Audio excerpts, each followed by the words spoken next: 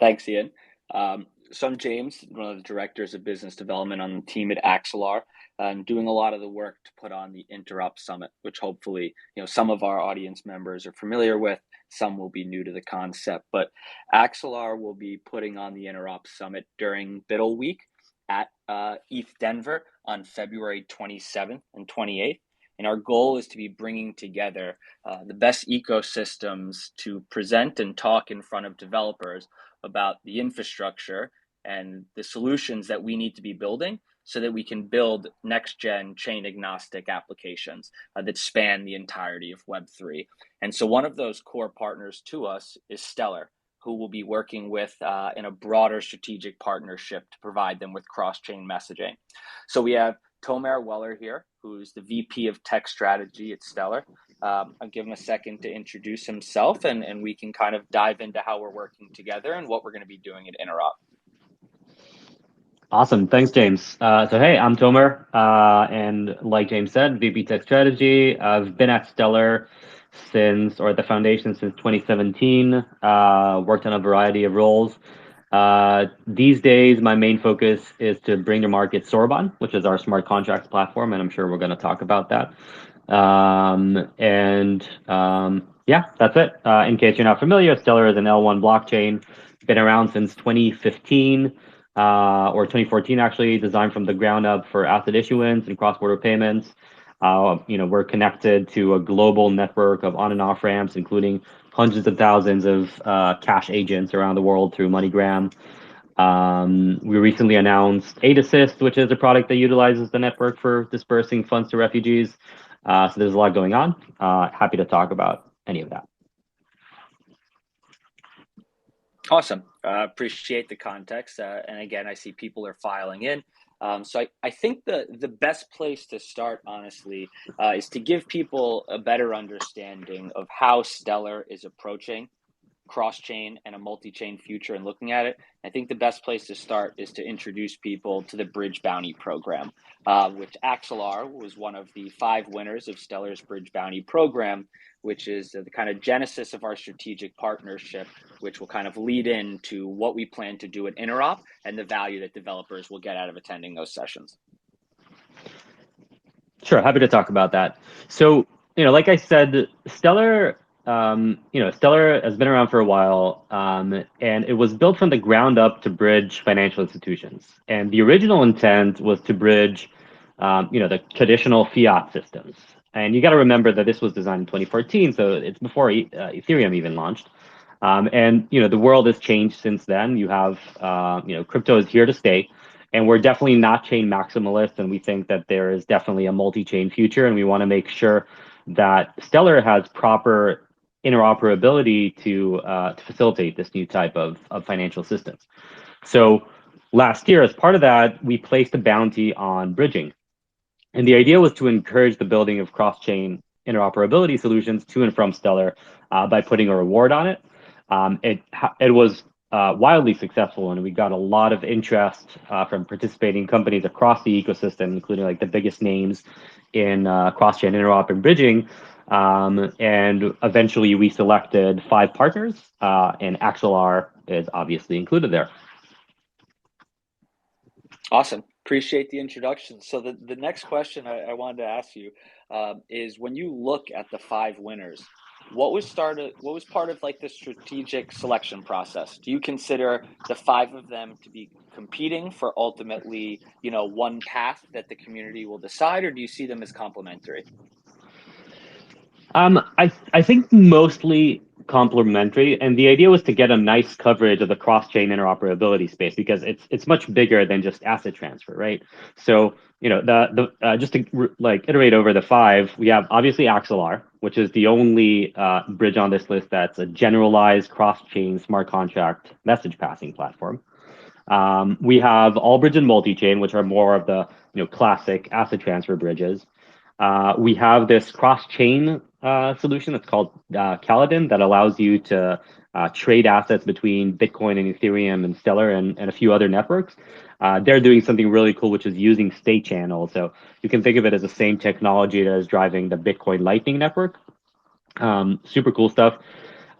We also have another company called Cubist. Cubists are very different. They're actually building a tool chain for programmers that allows developers to write smart contracts that run and interoperate across multiple chains. So you write a smart contract once and you can deploy the same thing across multiple chains and have it connect to one another. And funny enough, Cubists are actually using Axelar as message passing for their solution. So I think it's a great example of how these bridges actually complement each other rather than competing. Totally. That's really interesting. We actually work pretty complementary with a number of what from the outside looking in could seem like a competing bridge. If people are familiar with Li-Fi and some of the bridge aggregators out there that are actually using Axelar to facilitate things like cross-chain native swaps. So we really look at it as like, all ships rise if, we can bring up the tide kind of thing. And so that's the way that we're approaching this, and hoping that at Interop we'll be bringing together these conversations to better educate developers and giving them the tools that they need to be building these applications, whether or not that's on Sorbonne.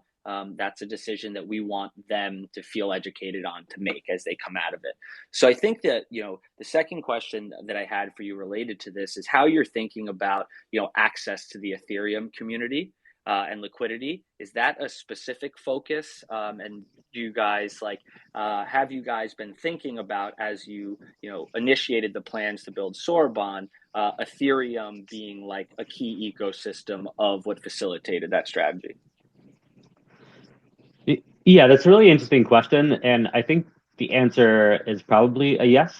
Liquidity is not the only reason why we're interested in cross-chain interoperability, but you just can't ignore the fact that exchanges like Uniswap have more liquidity in them than most centralized exchanges, and especially when you look at the post FTX world, self-custody is really too important to ignore, and we want to make sure that users have an ability to self-custody, both when they're on the exchange, but also when they're moving between networks. And I think that's something like Axelar is extremely important for that. But like this also goes in both directions. I think that access to Stellar can also be important for other networks because like I said, we have this on and off ramp global network that is that has like a far more reach than any other network out there, especially around cash agents and local fiat rails. For sure. And I think, from what I understand at the moment, great development going on in Ethereum that's been there, great use cases for Stellar at the moment, but they've been somewhat isolated. And the ability for somebody to connect the two through a single application in the two value props that you just described has great long-term value for developers and for users. Yeah, agreed. So I think that the next place that definitely makes sense is to give people a little bit more context on Sorbonne and what it is exactly, and what precipitated the decision. What were those key decision factors that led to you guys investing in this? Because it's quite a big development for you guys. Right. Yeah, it's pretty big, and like I said, Stellar was conceived in 2014, before smart contracts became a thing. And Stellar was really built from the ground up to be batteries included. So things that you'd need smart contracts in other networks in Stellar you'd get these for free. So things like asset issuances, a lot of protocol features like time locks and hash locks, or even an order book based DEX. All of these things were embedded into the protocol, so you wouldn't have to create smart contracts. And I think it worked for a while, and eventually we the ecosystem realized that this means that every new protocol feature we introduce, it requires a hard fork of the network. So this really throttles innovation. So last year we made this decision to pursue smart contracts, and so we're building a new smart contracts platform. It's called Sorbonne. Sorbonne, whoever's not aware, is named after the Japanese abacus, and it really builds on tried and true technologies, which are WebAssembly and Rust. And we looked out there and we saw that there are these great technologies, WebAssembly and Rust. We didn't really feel like any of the existing smart contracts platforms had the scaling characteristics and the developer friendliness that we were looking for. So we decided to build Soroban, and I encourage everyone to try it out. We're actually releasing the sixth preview of it in an hour to testnet. Yeah, come check it out. There are multiple incentives programs that are about to launch, and we're very excited about it. Where can people access more information about that? Are you guys announcing it on Twitter? Where can people find that documentation? Sure. So soroban.stellar.org is where the docs are. The Discord, our developer Discord, which you can find on stellar.org, is where most communication is happening. And the cool thing about building this platform is that people can participate, and we're actually like still shaping this thing and getting feedback from people. So developers can jump in and actually go on the Soroban dev channel on Discord and actually affect the output. That's awesome. And if I may push you to really simplify in like layman's terms, what's the value that it's bringing to developers and why they should be building on it as opposed to a number of smart contract platforms being developed by respected ecosystems? How are you guys articulating the unique value prop there? I think that definitely the network effects of our anchor network, which is this global interop network of on and off ramps, is the biggest thing, because basically you can build a DeFi app that is closest to the rails as possible. That means that a user, if you're building a liquidity pool on Soroban, it means that a user will be able to deposit cash at a MoneyGram agent directly to a Stellar Soroban liquidity pool. And that's a really awesome thing to do. And we're talking about Stellar, we're talking about a network that has been around for quite some time, and that has an amazing track record, super robust and super connected. That's an awesome example. Really cool use case that is not in effect at the moment. And so I might make an assumption here, but is Soroban at the center of what you guys are going to be talking about at ETH Denver? And what are your guys' plans broadly? Of course, you guys will be participating with us February 27th and 28th. But do you mind talking a little bit about how you guys plan to show up at ETH Denver overall? Sure. So we're, obviously we're coming to Interop, and we're really excited to learn about, what's going on with Axelar and the wider cross-chain Interop world. And we're also excited to teach people about Soroban. So Soroban is maturing fast, and we're going to be participating in the Build Week. We're going to give Soroban workshops, so you can come over, meet up with some of our core engineers who will be happy to help you with your project. We're going to have some fireside chats on the current state of WebAssembly, and this is not just Stellar. We're also working with folks from the Near ecosystem on that. And there's probably more that we're doing in ETH Denver that I'm forgetting right now. That's awesome. No, I appreciate it. And I think, maybe to take a step back and again, kind of reiterate what Interop is all about. And what the value of developers coming and hearing one of those sessions within that environment is. We're looking to educate developers about different ecosystems, different solutions in place, but also have a dialogue. Like, what is the infrastructure that needs to be built in order to better support these developers? What's Axelar and other interoperability solutions providing? And to be hands on the ground so that you can work with our engineers and our DevRel to start to build and to start to play with the code. So, when I hear you talking about educating about Soroban and why somebody might want to come to the session that's taking place at Interop, it's like efficiency of your time, that you're an environment to be learning about how to build on Soroban at the same time having connectivity to liquidity within the other 30 networks and ecosystems that Axelar supports. And to be able to have that all take place within a couple hours of your time, we know there's so much going on at BUIDL Week. Hopefully we're putting together like a really robust agenda that developers are going to appreciate and come out of that with tools that they can either use in the BUIDL Week hackathon or better yet, continue to build applications for funding and for the long term. So that's the way that we're kind of looking at Interop, and why we think it's so important to have leading development ecosystems like Stellar there. So Tomer, I don't know if you have any questions that you have for us about Interop or Axelar that I may be able to answer for your audience that's in attendance. Well, I'm curious, what are the sessions that you're most excited about for Interop, James? Yeah, I think some of the ones I'm most excited about are some of the fiery ones, where I think there's going to be keynotes from key ecosystems, right? Like from Stellar. There's going to be workshops led by Stellar, but we certainly want to put together some panels with some competing views about how we see a multi-chain versus a cross-chain future building out, different theories about horizontal scaling and ecosystems that are supporting application chains, but they're doing it in nuanced different ways. And I think that, better than just allowing everyone to, expound their value props, really creating a dialogue for potential different opinions is how, we come to real solutions. And I think that's where the, audience is also going to be the most entertained, but educated at the same time. That's awesome. Looking forward to that.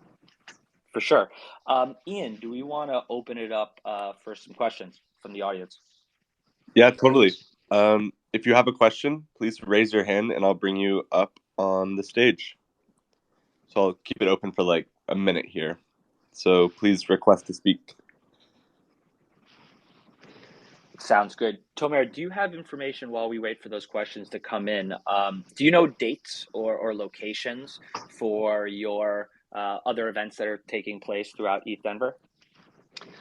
That is a great question. I'm ashamed to say that I wasn't prepped for that question, so I will. Sorry. I will say, check out on Stellar.org on Twitter, and we will keep you guys posted.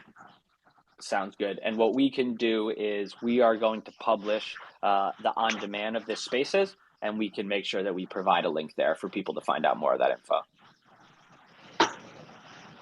So it doesn't look like we have any questions. Maybe I can give 10 seconds here if anyone wants to raise their hand real quick.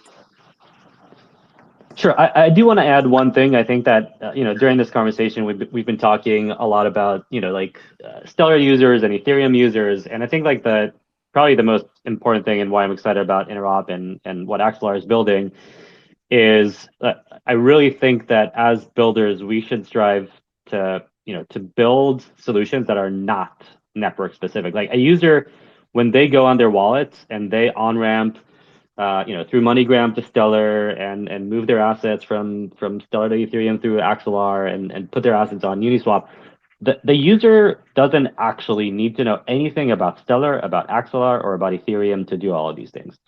And so I really think that we need to stop talking about terms like a Stellar user and Ethereum user. It's just like crypto users in general. We need to enable whatever they want to do. Put perfectly. I think that is the exact, concise, succinct way of putting like what we're looking to accomplish in Interop, and a shared vision that Stellar and Axelar both have together, which is why we're really excited about this partnership. If there are no questions, Ian, I think we actually have one okay. that just came in. Awesome. So I'll go ahead and add Ben to the stage. All right, Ben, you're up. He's still connecting.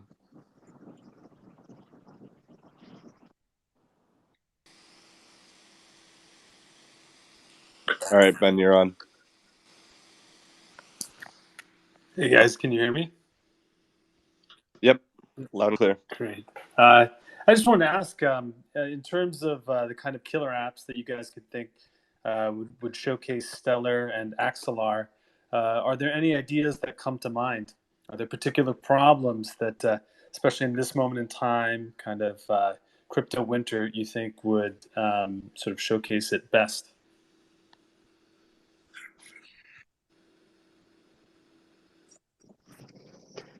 Yeah, I can take that. I definitely think that like Stellar, especially the Development Foundation, our mission is to ensure equitable access to the world's financial systems, and we think that right now, there is this promise in DeFi that is denied from a lot of communities out there just because of the lack of access. So the things that I'd like to see is how you can take some of the accessibility features of Stellar, like the cash agent network, and connect it to various, true DeFi applications and financial instruments in a way that is, friendly for users, that they don't have to have like full control of, understanding of all these different crypto primitives in order to accomplish that.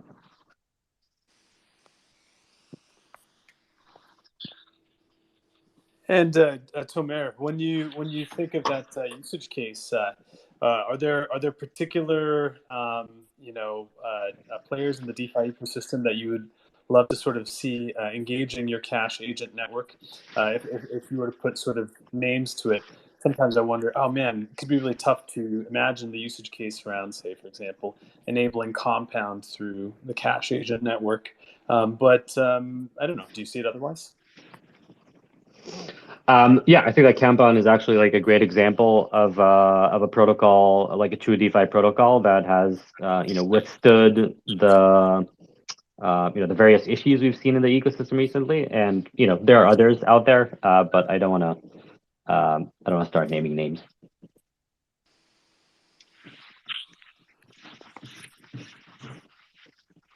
Okay, thank you. Cool. It doesn't look like there's anything else, so I think we can wrap here. Yeah. Perfect. How does that sound? Any last closing comments from our speakers? Yeah, one for me, and to Ben's question, I think people might have noticed a couple weeks ago or a week ago now, we announced the Axelar Ecosystem Fund, and we're excited to actually be able to provide capital in this market to builders that are looking to build on Sorbonne and Axelar. So, we may not have the perfect answer right now about what we're excited about, but as we kind of take that question out to the general community, we're excited to give them the tools and the capital they need to build those applications. And we're certainly here to ideate for anybody that wants to reach out to us and learn more about the fund or Sorbonne. Please feel free to reach out to Tomer and myself. Awesome. And I'll, if we're going that direction, I'll just add that, last year we announced $100 million adoption fund for Sorbonne. And we concluded last year the first grant program, which was named Sorbonne-a-thon First Light, which was a huge success. And we're actually having some more grant programs that will be announced later this month. So I encourage everyone to follow Stellar and Sorbonne and jump the Sorbonne train. Awesome. Well, thanks, Tomer, for jumping on. Thank you, everybody, for listening. We'll post this on demand as well as with some of the links that we had mentioned earlier. But really excited to see everyone. Just to repeat, we'll be activating at Green Spaces in Denver on February 27th and 28th for the Interop Summit, and it should be fantastic. Thanks, everyone. Have a great day. Thank you. Thanks.